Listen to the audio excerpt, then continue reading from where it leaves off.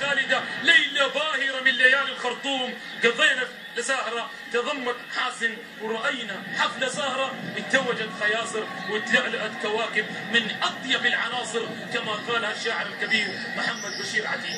هذا هو الختام مشاهدينا الكرام، وبهذا الهدف الغالب لذكرى هذا اللاعب الذي يخلد اسمه أفريقيا صلاح الجزوري تنتهي هذه المباراة. شكرا لهذه الجماهير الحاضرة، شكرا للجماهير بدعواتها خلف الشاشات، وبإذن الله القادم أجمل.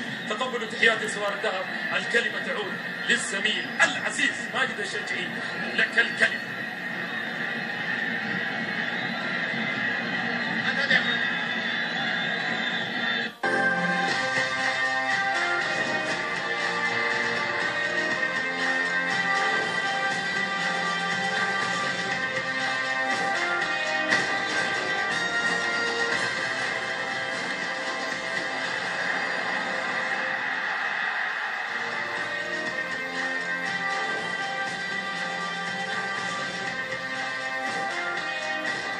شكرا للزميل العزيز سوار الذهب. كما ذكرت هي ليلة من ليالي الخرطوم، كيف لا، وهذا الحضور الجماهيري وهذه الإضافة النوعية على مستوى الأداء. الهلال السوداني كان في الموعد أن يهزم مازن العملاق وبهذه الطريقة نتيجة وأداء، هذا مؤشر بأن القادم أروع بالنسبة للهلال السوداني. هدف وحيد إذن هي النتيجة النهائية لهذه المباراة، هدف سجل تحديدا في الدقيقة 51 من عمر هذه المباراة عن طريق صلاح الجزوري بهذه الكيفية الرائعة وهذا الارتقاء، وهدف بنكهة سودانية في هذه الأجواء الاستثنائية.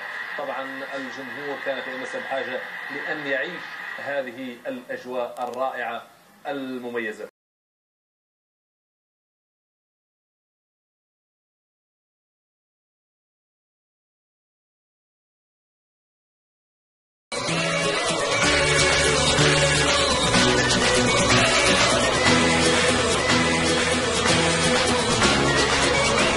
ووتارا، وادي امامنا الاعاده لكره خطيره، هدف لنادي الهلال.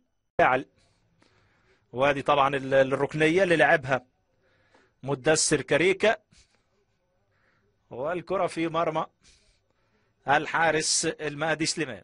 لقطه الهدف الاول من جانب دفاعات نادي الهلال. ودي المحاولة المرتدة الآن لنادي الهلال، 3 لاعبين على 2 من اللاعبين، مراوغة مرور، وفرصة الآن لتسجيل الهدف الثاني، فرصة لتسجيل الهدف الثاني، والهدف الثاني لنادي الهلال يأتي الآن. وادي الكورة اللي يعني أحمد نبيل مانجا فشل في إيقافها في هذه اللقطة، كان لازم يعمل هنا خطأ، ومرور من ياسر الحفني، ومرور من جانب وتارا، ونزار حامد